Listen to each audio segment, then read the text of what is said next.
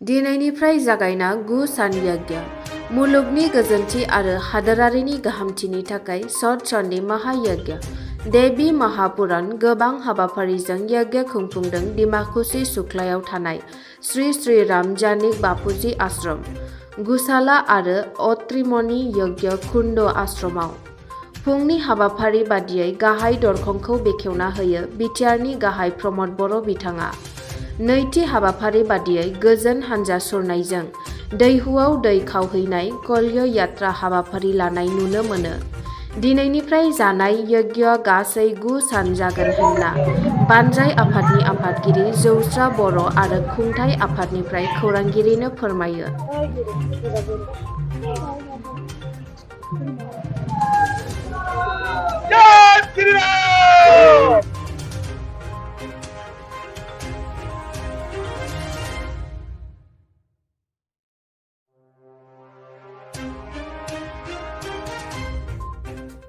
गौशालायाव श्री श्री राम जानकी आश्रमाव दिनैनिफ्राय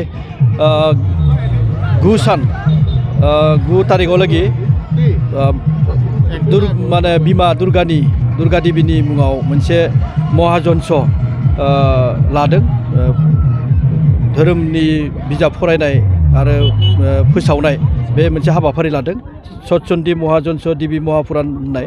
दा बे हाबाफारिनि नैबे सेथि साननि नैथि हाबाफारि दै लांफैनाय कलश जात्रा जायखौ बुङो कलश जात्रा बेखौ दा खालामगासिनो दङ आरो दिनैनिफ्राय 9 तारिखआव लागि बिमा दुर्गा देवीनि सोमोन्दै बुहुमनि शान्तिनि थाखाय भारत हादोर आसाम रायजो बिटिआर रायजोनि बड'लेण्ड ओनसोलनि शान्तिनि माने बागै दिनैनिफ्राय आर'ज एबा हुम जन्स जागोन।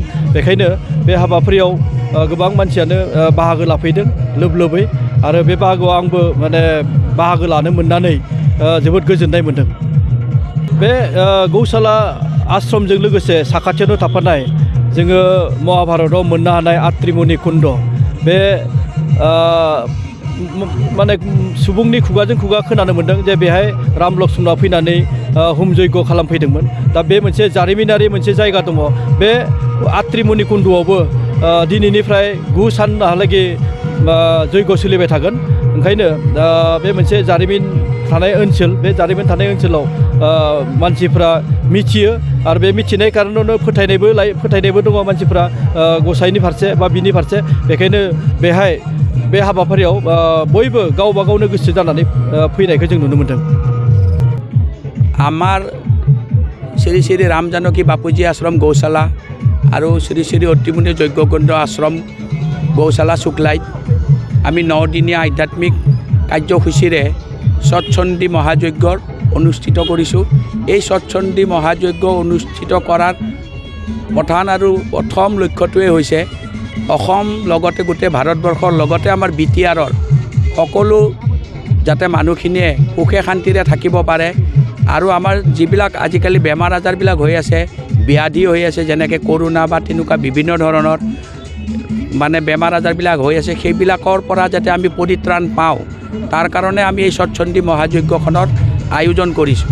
আৰু আজি তাৰে প্ৰথম আমাৰ কাৰ্যসূচী আৰু এটা আমাৰ সুখৰ খবৰ যে অত্ৰিমণি যজ্ঞকুণ্ড আশ্ৰমক আমাৰ বিটিআৰ চিফে এখন তোৰণ দিছে আৰু আজি সেই তোৰণৰো তেখেতে আধাৰশিলা স্থাপন কৰিছে। লগতে তেখেতে আমাৰ গৌশালাত যিখন আমাৰ সতচন্ডী মহাযজ্ঞ হ'ব সেই মহাযজ্ঞত এখন মুখ্য যিখন দুৱাৰ তেখেতে সেইখন উন্মোচন কৰিছে।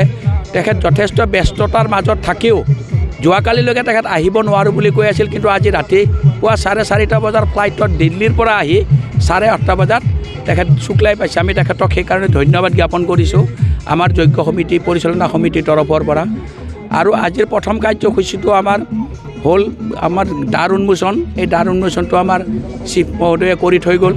তাৰপিছত আমাৰ হ'ল যজমান শুদ্ধিকৰণ। আমাৰ এই যজ্ঞখন কৰোঁতে আমাক 2জন 3জন 4জন যজমান লাগে আৰু সেই যজমানখিনি হৈছে আমাৰ মাননীয় শ্ৰীযুত খগেন বড়োদেৱ। তেখেত হৈছে গৌশালাৰ পৰিচালনা সমিতিৰ সভাপতি আৰু তেখেতৰ ধৰ্মপতি জ্ঞানমতী বড়ো আৰু লগতে আমাৰ এই যজ্ঞ পৰিচালনা সমিতিৰ সম্পাদক মনোৰঞ্জন বড়ো তেখেতসকল তিনিওগৰাকীয়ে এই যজ্ঞ কৰ্তা হিচাপে তেখেতসকলে কামখিনি কৰিব। আৰু আজি আপোনালোকে দেখিছে যে খগেন বড়ো তেখেতৰ মূৰত ভাগৱতখন লৈ চণ্ডীৰ দুৰ্গাৰ যিখন কিতাপ ভগৱানৰ ধৰ্মগ্ৰন্থ সেইখন মূৰত লৈ তেখেত ইয়ালৈকে আহিছে। আৰু ইয়াতে এতিয়া যিখিনি কলহত পানী উঠাব সেই পানীখিনিও ক'তো নুঠোৱাকৈ মূৰৰ ওপৰত লৈ মনোৰঞ্জন বড়ো আৰু খগেন বড়োৱে মিলা মিছাকৈ একেবাৰে আমাৰ যজ্ঞকুণ্ডস্থলীলৈকে লৈ যাব লাগিব। গতিকে এইটো এটা পৰম্পৰা, কলযাত্ৰাটো এটা প্ৰথম উৎসৱ। আৰু আজিৰ পৰা আমাৰ 9 দিনীয়া কাৰ্যসূচীৰে এই আমাৰ যজ্ঞৰ আৰম্ভণি হ'ল। আৰু সন্ধিয়া আমাৰ বন্তি প্ৰজ্বলন আছে। এই বন্তি প্ৰজ্বলনটো কৰিব আমাৰ BTCৰ EM ডাওবৈচা বড়ো আৰু লগতে আমাৰ কৃষ্ণ বানিয়াদেৱে। তেখেতসকলে দুয়োগৰাকীয়ে সন্ধিয়া আমাৰ বন্তি প্ৰজ্বলন কৰিব। আৰু অহাকালিৰ পৰা একেটা অনুষ্ঠানে চলি থাকিব, সেইটো হৈছে আপোনাৰ প্ৰবচন, ৰাতিপুৱা নাম যজ্ঞ আৰু আমাৰ যিটো আমি স্বাহা কৰোঁ যজ্ঞ কৰি সেইটো চলিব। তাৰপিছত প্ৰবচন চলিব, দুপৰীয়াৰ আহাৰ চলিব আৰু সন্ধিয়ালৈকে আমাৰ সকলোখিনি শেষ হ'ব। এই কাৰ্যসূচীৰে 8 তাৰিখলৈ চলিব। 8 তাৰিখে আৰু এটা কাৰ্যসূচী তাত সংলগ্ন হ'ব, সেইটো হৈছে অষ্টপ্ৰহৰ নাম কীৰ্তন। সেই অষ্টপ্ৰহৰ নাম কীৰ্তনটো আমি 8 তাৰিখে ৰাতিপুৱা 10:30 বজাত আৰম্ভ কৰি 9 তাৰিখে আমি 10:30 বজাত শেষ কৰিম, 24 ঘণ্টা। আৰু সেই অষ্টপ্ৰহৰ নাম কীৰ্তন শেষ হোৱাৰ পিছতেই আমি আমাৰ যিখন যজ্ঞৰ সেই যজ্ঞৰ যিটো পূৰ্ণাহুতি সেই পূৰ্ণাহুতিটো কৰিম। কৰাৰ পিছত মাহ প্ৰসাদ ৰাইজে খাব। তাৰপিছত আমাৰ 9 দিনীয়া কাৰ্যসূচীৰ যজ্ঞৰ অন্ত পৰিব।